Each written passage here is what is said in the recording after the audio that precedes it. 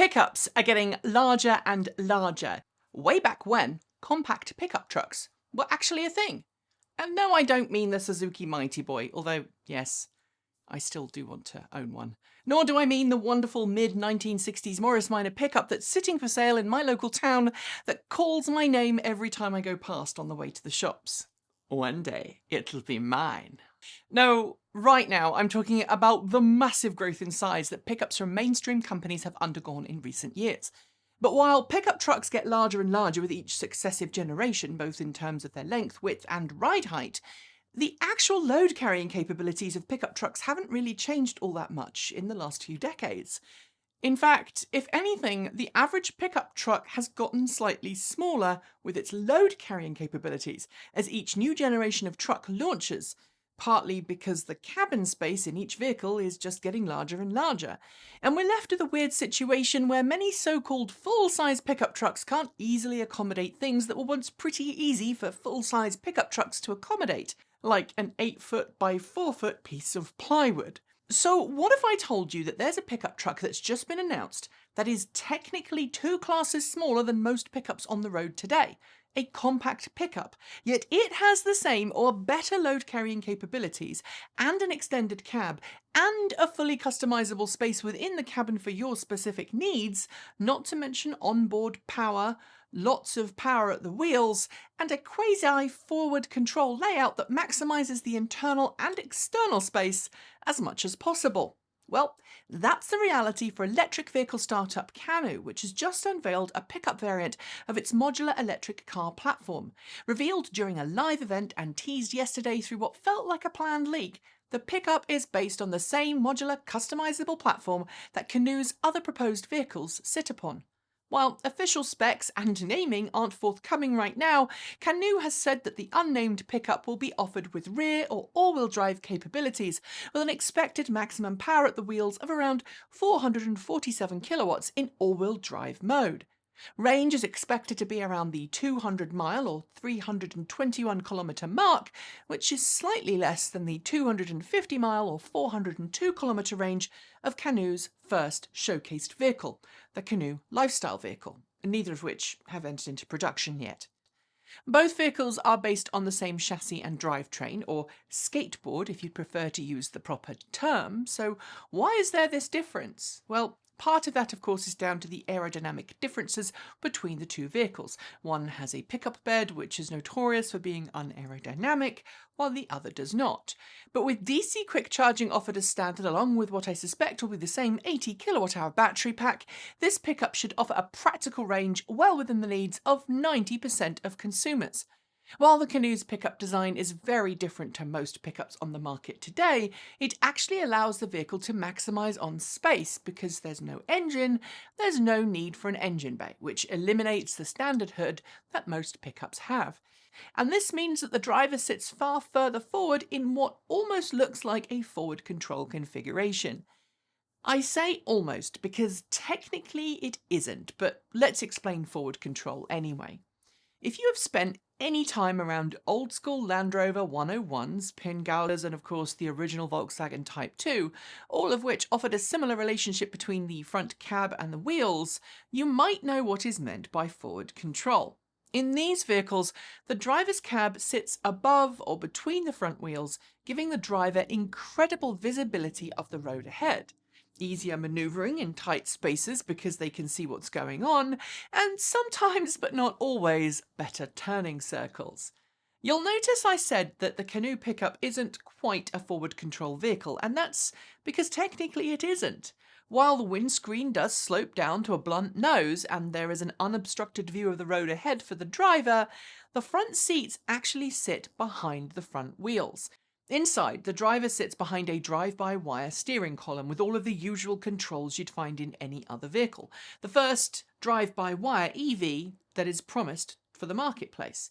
With no steering column, there's no risk of it encroaching into the passenger safety cell in a collision, something that's a common cause for driver-sustained leg injuries. And with the steering all drive-by-wire, the inside of the Canoo Pickup is incredibly spacious for its size. Plus, because it's all electric in its steering, customers can dial in their own preferred setup to give them their preferred steering response.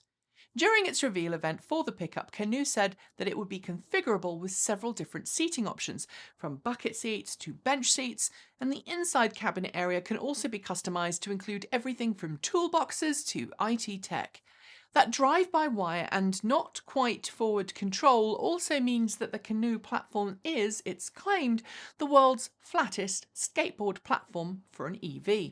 The suspension is set up with double wishbones and fiberglass leaf springs. That might seem a little old school, apart from the fiberglass bit, but again, it ensures that nothing from the suspension system is any higher than the height of the actual tyres. So now let's look at the clever bits. Like several other electric pickups coming to market, the Rivian R1T and Tesla Cybertruck come to mind, the Canoo Pickup has a couple of tricks up its sleeve.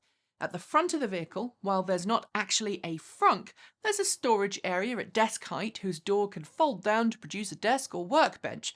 There's also workbenches and desks at each side of the vehicle. Modular power takeoff points are available, and I say modular because you can choose between mains power, USB and other power choices, which means you can run power tools on the go, or perhaps even put a cooler in that front storage space and plug it in while you're driving along. In the back, there's also a slew of power sockets and tie-downs, all of which can be configured by the customer in a similar modular way to suit their needs.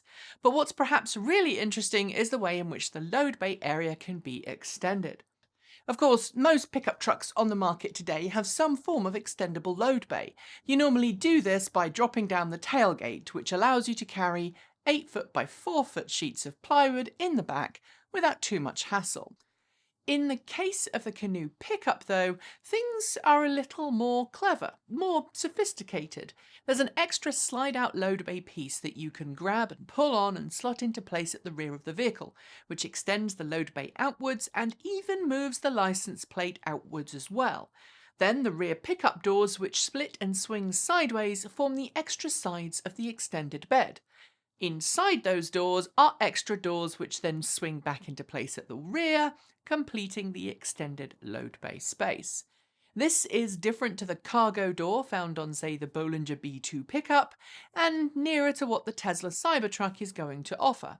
It has an extra flip-down space to extend the cargo area, but no sidewall extensions as far as I know. I think it's a smart solution and it should work for the occasional bit of lumber carrying that you might want to do. And unlike the Bollinger B2, where you have to essentially open up the rear of the cab space, the Canoo option keeps the cabin space nicely separated. When talking about electric pickups, we can't not talk about the gear tunnel found in the Rivian R1T, the door for which doubles as a step to help you put things into the pickup bed from the side of the truck, or indeed mount things to the roof of the vehicle. In the Canoo Pickup's case, it too has a side step, one that slides out at just the right height to give you access to the load bay and roof area.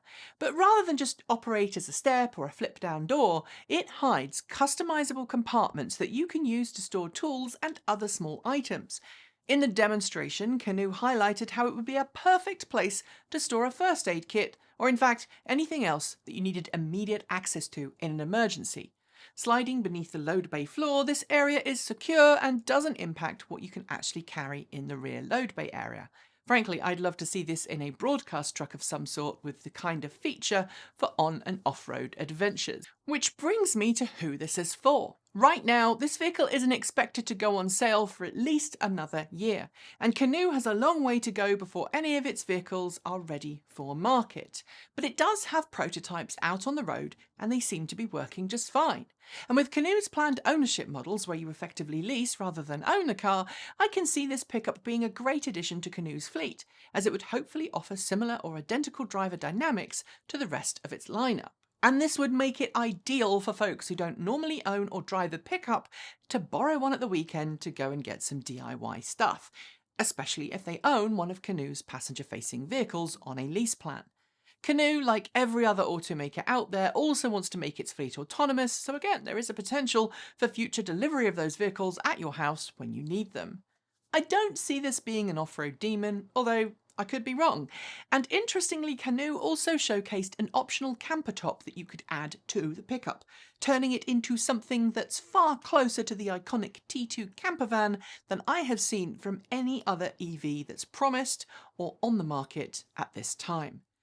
Sure, it's a bit weird to look at from the front.